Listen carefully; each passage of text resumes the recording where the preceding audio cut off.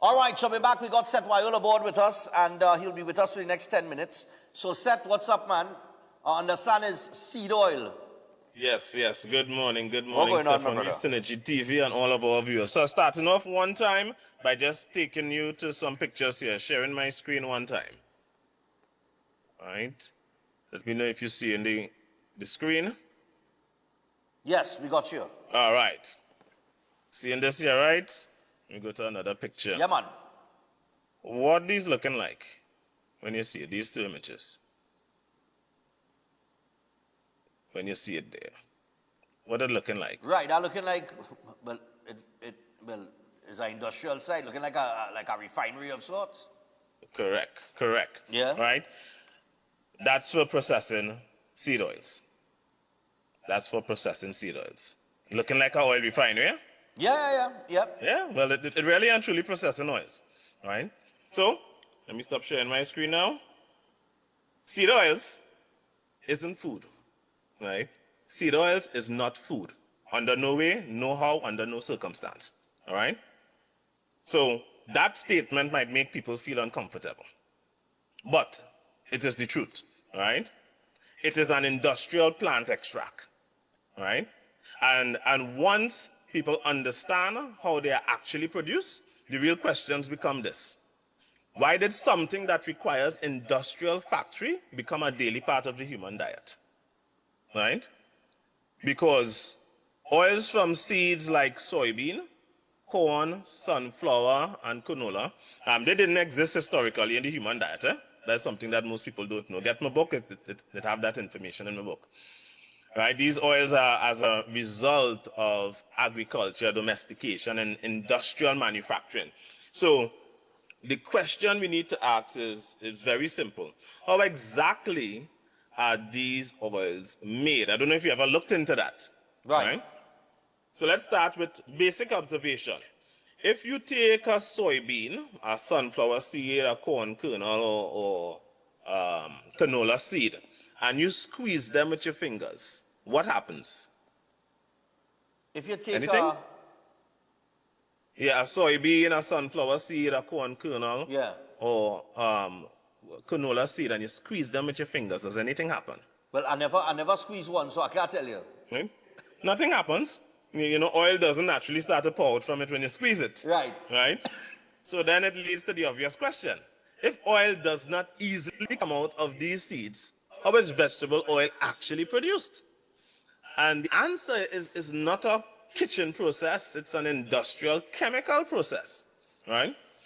Inside these large factories, which you have seen images of just now there, the seeds are first crushed and heated.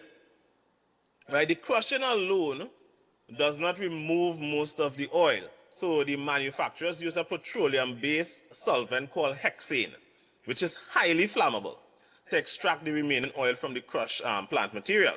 Right? After that extraction process, the oil then goes through additional stages. It is refined, it is bleached, and then it is deodorized at extremely high temperatures.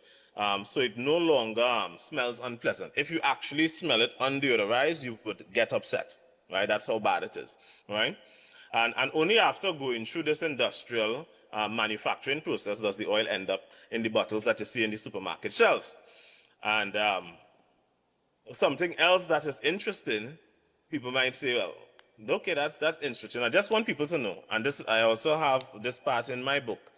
It was originally, seed oils were originally produced for lubrication of machinery and vehicle engines.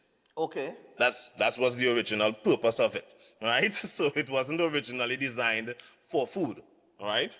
So it says, so this industrial plant extract, right? This is not food. This is not food, all right? So think about this.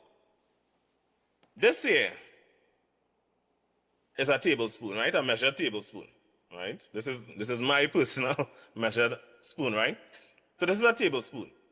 Do you know how many seeds it takes to produce 1 tablespoon of vegetable oil? So let's take soybean oil. It takes 400 soybeans to produce 1 tablespoon, right? If it's sunflower, 300 sunflower seeds to produce 1 tablespoon. If it's canola oil, hear this figure. It takes roughly 10,000 canola oil seeds to produce 1 tablespoon. 1 tablespoon. So that 1 tablespoon, right? So that small spoon is actually the concentrated extraction of hundreds or even thousands of seeds. Now, let us multiply that. Many people today consume, especially in Trinidad, the average Trinidadian consumes 4 to 5 tablespoons of seed oil every day. And not just from cooking oil, but also from things in salad dressing, from fried food, processed foods, restaurant meals, right? So if they're consuming 4 to 5 tablespoons of vegetable oil on the average day, that's approximately, this is from soybeans, that is 1,600 to 2,000 soybeans, right? If it's from sunflower seed, that's 1,200 to 1,500, right? And if it's from canola seeds, that's 40 to 50,000, right? Just in extracted oil. Right. Now we have to ask ourselves something honestly. Would anyone realistically sit down and eat 40 to 50,000 seeds in a single day? Right? No. No. Nobody could do that. That's right? happening. That happening. Right? That is going to seriously mess up your system. Right. But due to industrial food processing, it allows people to consume plant compounds at quantities that would never occur naturally. Never occur naturally, yeah? And then there's another point that most people never consider. Many of the plants used to produce these oils did not exist in their current form before human domestication and agricultural modifications, right? And I go more into this in my book, right? So those seeds are processed in factories to extract the oil because, as I mentioned earlier, you can't just squeeze it and get it at the quantity that you want. So it's an entire industrial manufacturing system, right? Now, I know at this point some people may feel uncomfortable hearing the information like this. And I have to address something here because when new information challenges something that we have believed for many years, the first instinct is often to reject it, right? But people reject it not because it's false, but because accepting it would mean admitting that they may have been wrong. And many people are afraid of that. A lot of people fear being wrong. But at the end of the day, this is actually the truth. And the only way to ever truly be right is to first be willing to discover where you may have been wrong. Right. Right? Every person, think about it, every person who gains knowledge goes through that process, right? Scientists do it, researchers do it, right? Anybody that truly wants to understand reality, they have to do it. Learning is not just protecting old beliefs. Correct. Learning is about being willing to update our understanding with new information when new information appears. So when information like this challenges something that we have believed for years, the real question should not be, does this make me uncomfortable? But the real question should be is it true? That should be the question. Right. Now, I know what I'm saying here because I'm basically letting people know that all seed oils product, nobody should be using any. Right? Yeah, but I also saw that over time, people have been talking about that, to move away. They've been moving away from those seed oils. Yeah, but is Trinidad moving away from the seed oils? I do not know. I don't think so. Right. But I mean, just to be clear here, olive oil do fall in that category. Olive oil also falls in that category. Olive oil. Well, and they tell you olive oil is, people is tell you olive oil is it? Is the healthiest oil? And the best oil to use. Right, and a lot of people repeat the same rhetoric that they have been hearing being repeated over the years. But ask them why. Ask them what information and data they have on that. Right? Where's the science to back it? Right? People just repeat it because they hear somebody that they might trust say it. Right? There's a reason why they also tell you don't heat olive oil, don't cook with it. They have a reason. Right, they tell you that. They say olive oil is for like, It's just to kind of throw on the salad or whatever. Right, but it's not to use like you're cooking and to put it on heat. Avocado But I oil. tell people it shouldn't be used either way. Avocado oil is another oil too that I see a lot of people use, avocado oil. And then you have coconut oil. Right? Right. So what's your thought on coconut oil now? So this is what I tell people, because you know the question people would be like, so what you're telling me here about these oils we shouldn't use. So what are the tips you're giving with regards for such? And that brings up something. That brings up something in modern health conversation, and this is where it goes wrong. For decades, people have been given health tips. Eat this, avoid that, try this supplement, try that diet. But Stefan, has any chronic diseases decreased? No. No. And that's because tips do not create understanding. Tips don't create understanding. Giving people a tip, that ain't helping you understand it, right? Yeah. Tips don't tell you what nutrients your body missing. Tips doesn't tell you what metabolic damage may have already existed, what deficiencies may be driving disease in your specific case. Tips don't do that. Right. And most importantly here, Stefan, is tips ignore individuality. Tips are general statements, right? Right.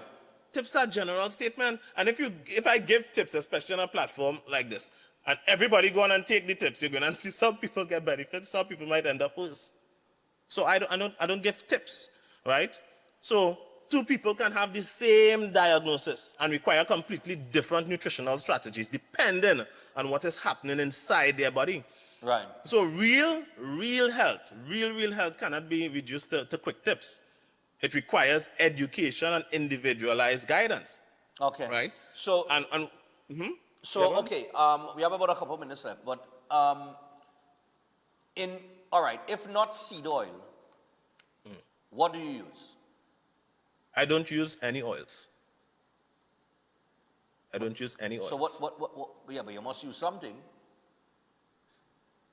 That's why I say I tell people need to come to me to get the full picture. Okay. I could be very reckless if I say, oh, go and use this, but then you're also using other things that changes the metabolic system that your body is functioning on. Your body do not handle certain things the same way based on the metabolic system the body is under. It's a holistic and systematic approach that I operate with. All right. And this is why a lot of people get messed up in their health, and this is why we have the prevalence of so much disease that I've mentioned many times. I don't get sick. I don't even get the cold. There is a reason for that. Right. Because I understand the metabolic processes. All right. And for example, like a lot of people look at things with calories, which should be a topic I will do in the future. And they look at how much calories something have in it. All right. The human body is not a furnace. So we treat the body as if it's just a furnace. Calories is just a measurement or a unit of heat. All right? So it's just saying, okay, this thing is combustible. But here's the thing. If you go in your backyard and you light a fire, you could burn many things, correct? Yeah. You could burn many things. But if you're burning plastic, and that could actually damage you. Yeah. Not because something could burn mean it could be consumed. Right. So these are things people need to understand. And this is why when it comes to health, things have to be individualized. You have to get more historical background of the individual. You have to educate them on what should and shouldn't be eaten. You have to let them know about the metabolic process, right? Now, these are things that I cover in my book, right? These are things that I cover in my book. It helps people to get a bigger understanding, a greater understanding. But you have to be somebody that is willing to accept truth. And truth is not designed to be comfortable. Truth is just simply designed to be true. All right?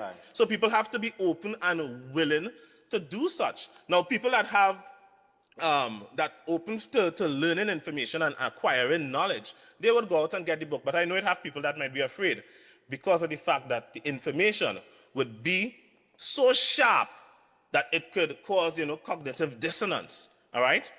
But something I tell people is this. Right? It is always better to have knowledge, right, and not need it, than to need it and not have it. Right? Than to need it and not have it. Yeah. And this is the reason why I wrote my book.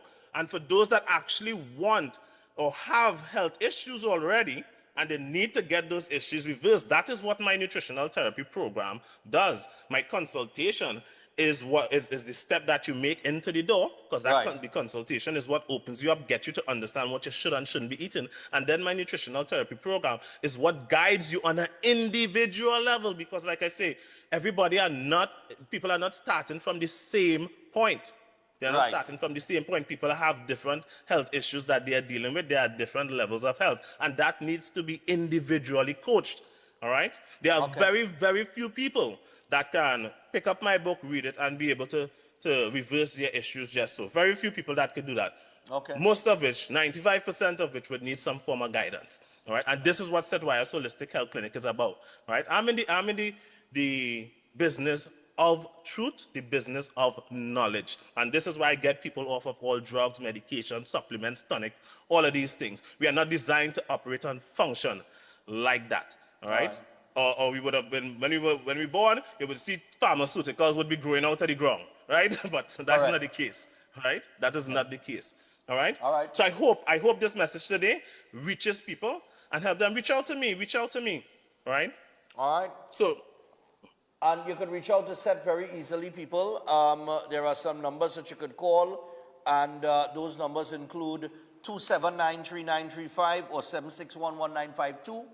Seth, always valuable information. I think you gave us a lot of information on seed oil there in terms of, why. Yeah, well, people understand why the country is so sick, because 4 to 5 tablespoons at the average Trini per day, that's a lot. Yeah, that's for real. So people, thanks a lot, Seth. Thanks for having me. No problem. Next week. All right, man, next week. So that's Chetwayo La Borde on the inside there. The business of truth, man. All right, so we're going to take the final break. We got some birthdays when we return. Stay tuned. We'll be back after this.